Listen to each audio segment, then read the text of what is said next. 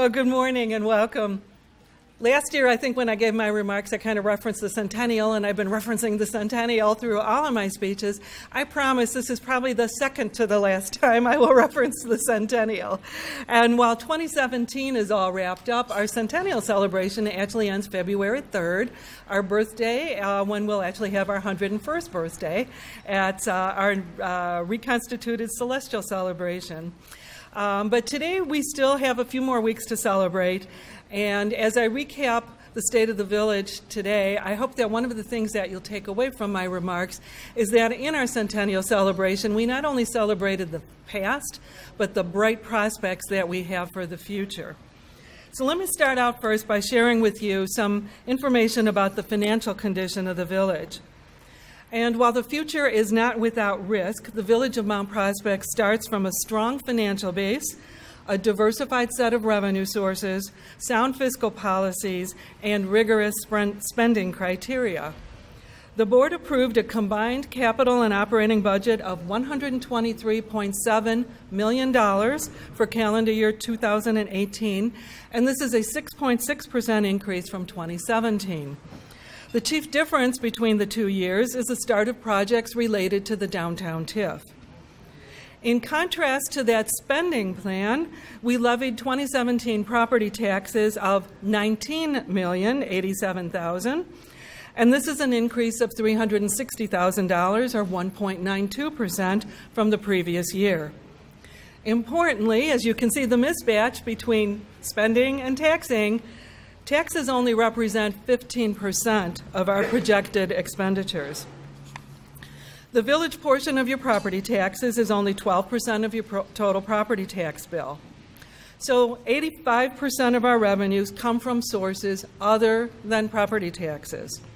The largest portion of our revenues, 25%, is from direct charges for things such as water, sewer, and waste removal. The second largest source of funds, at 23%, are those termed intergovernmental, such as our portion of state sales income and personal property replacement taxes, motor fuel taxes, and grant proceeds. Unfortunately, the state has chosen to relieve its financial problems by confiscating intergovernmental funds specifically designated for local purposes, thus foisting a huge level of risk onto the village. And I use that word foist deliberately. We had no say in this. It was like, we're just going to take your money. Now, Mount Prospect's property tax levy only covers three things: police and fire operations, police and fire pensions, and costs of debt. One reason we were able to keep our property tax levy increase to less than 2% is because we dipped into our reserves to abate $630,000 of police and fire pension costs. We project 2018 year-end reserves at 30%. Now, a 0% levy increase could have been achieved by dipping further into reserves, but would have reduced them by almost a full percentage point. And if we stayed on that same trajectory through 2020, our reserves would fall below the 25% target set by our reserve policy and prudent financial management. Considering that the state recently diverted $721,000 of our intergovernmental revenues and threatens more damage in the next legislative session, chasing a short-term soundbite of a 0% levy increase hardly seemed worth the risk that reserves could be further depleted to damaging and costly levels. Now, we were able to act on a huge opportunity to mitigate our property tax rates during the past 2 years, and we did this by annexing 223 acres on the south end of the village, adding to our equalized assessed valuation by $67.2 million. And this was with no appreciable impact on our costs of service. So we're proud and happy to have welcomed these new businesses and residents to the village and are already focused on new economic development opportunities in the enlarged footprint, but the addition of this EAV served to reduce the property tax rate for all of our taxpayers. So the Illinois property tax burden has been cited as a key driver in declines to population statewide and in the northwest suburbs. Yet, if any of you have been to your local block party in the last year, you, like me, have been amazed at the number of young families and young children in our neighborhoods. Lots and lots of young children. So I asked our staff to look at the data to see if it could shed some light on what is going on. And here are some interesting observations. First of all, Illinois is losing population. But as a dear friend of mine is often said, beware the obvious. Illinois has lost over 88,000 people since 2013, dropping from 5th to 6th place in overall population. And political cynics point to Illinois' failed taxing and spending policies as forcing people to leave. Experts, however, also point to a general decline in birth rate and a leveling off of foreign migration.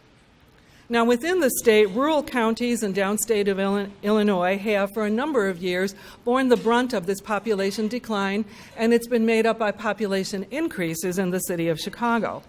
But even now, the city of Chicago is also losing population.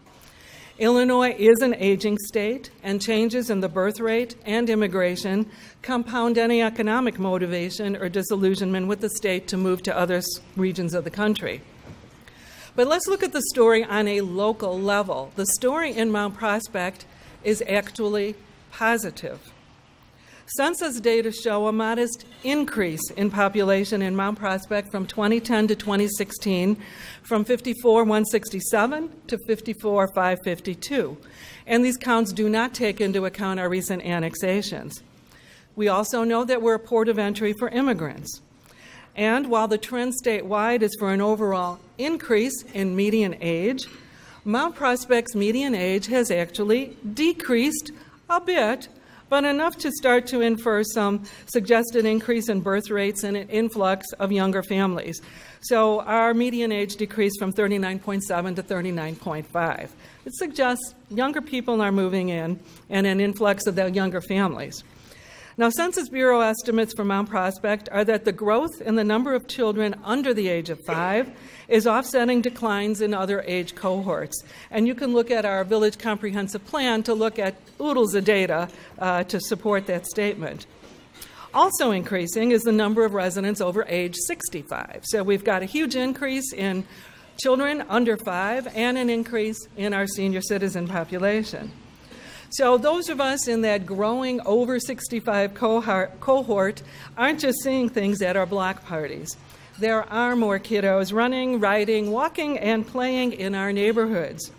In fact, 32% of Mount Prospect households have children, which is higher than any of our immediate neighbors. So that award we got for being a great place to raise a family, it apparently still is, because the families are still coming to Mount Prospect and demonstrably influencing our demographics. Mount Prospect clearly stands out as a desirable place to live. The Chicago Metropolitan Agency for Planning projects a continued high demand for housing in Mount Prospect, and this is seen quite clearly in our housing market. And I believe Tom Zander has brought some housing statistics also for you to take a look at. The homeowner vacancy rate, which is the amount of homes that are vacant and for sale, decreased in Mount Prospect from an already tight 1.6% in 2010 to 1.3% in 2016. Overall, 2016 housing vacancy, including rentals, is 5.4%. The high desirability and low supply of available housing in the village has impacted housing prices, with the median single-family sales price increasing 22% since 2013 to $326,150 in 2016. Furthermore, and this is another amazing statistic, over 30% of current Mount Prospect residents have moved into the village since 2010. New residents have a strong desire to move here, and existing residents have a strong desire to stay. Obviously, the policy and implementation challenges we face as a village are how to keep the village attractive to both segments, the over 65 and the young families. Now, we also know that Mount Prospect residents are diverse ethnically. They're highly educated. Would you believe that 70% of the adults in Mount Prospect have some college and 40% have a bachelor's degree or higher? We have comparatively high household incomes here, and again, we're ethnically diverse. These demographics, combined with our location with respect to transportation and other resources, contribute to our positive economic outlook. And those of you who were at our Economic Outlook breakfast earlier this year, or actually late in 2016, saw Bill Cooney's presentation and his fly-through to the village with all the great activity that's going on. We've made sure that we put that speech and the fly-through is on YouTube, and it's available for you to take another look at. So during 2017, the village celebrated 23 ribbon cuttings at a wide variety of service and manufacturing-oriented businesses, restaurants, and retail. The resurgence in the Kensington Business Center, or KBC, over the past several years has been dominated by high-tech and entrepreneurial companies locating and reinvesting in the park.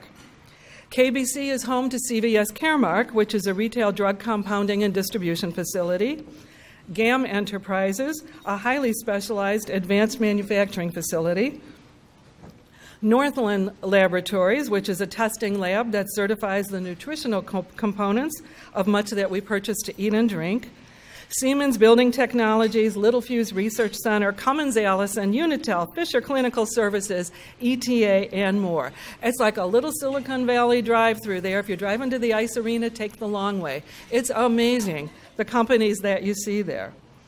And what's wonderful is that these high-tech companies offer high-tech technical job opportunities to the community and no doubt contributed to the desirability of our housing. People want to live close to where they work. KBC's low vacancy rate at 9% also provides a significant spin-off to the surrounding restaurants and retail, including Randhurst Village.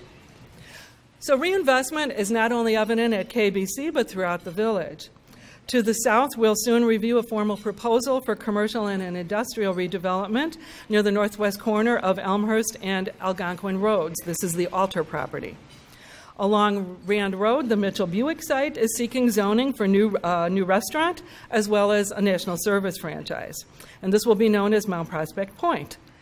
Another long vacant site for improvement in 2018 is Bussey Avenue and Main Street.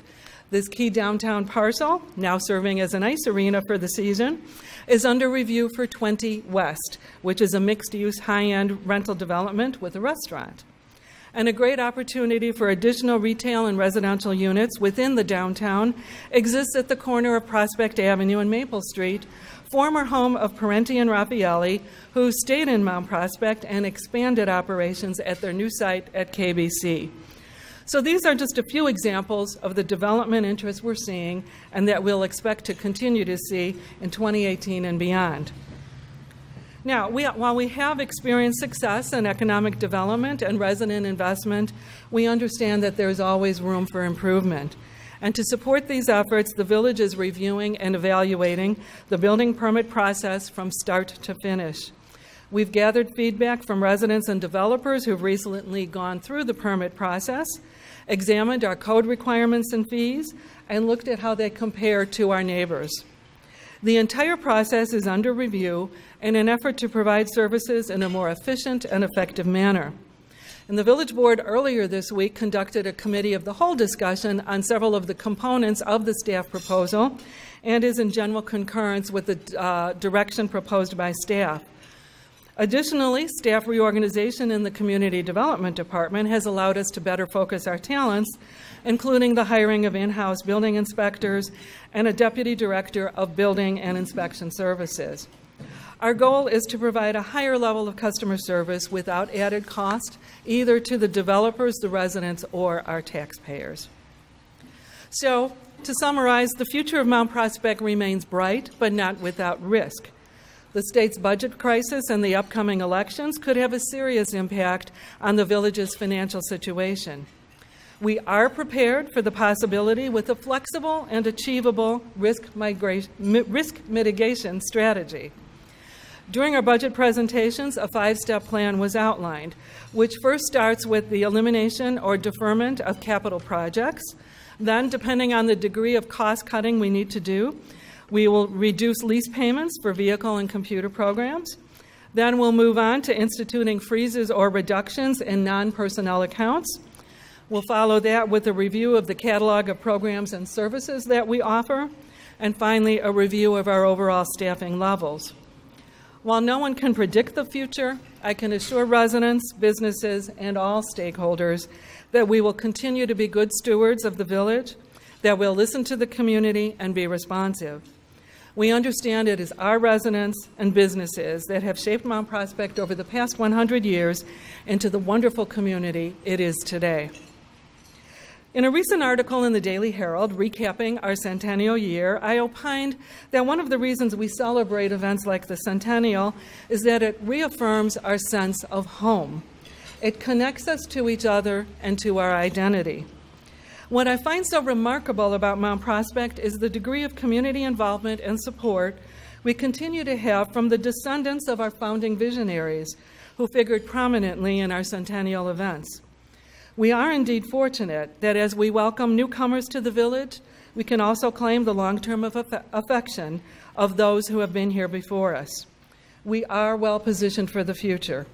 Our neighborhoods are vibrant with the voices of young families who come here for our schools, our sense of community, and a belief that where friendliness is a way of life is more than a mere slogan. We truly are a place to celebrate, and I thank you all for the role you play in making it so. Thank you.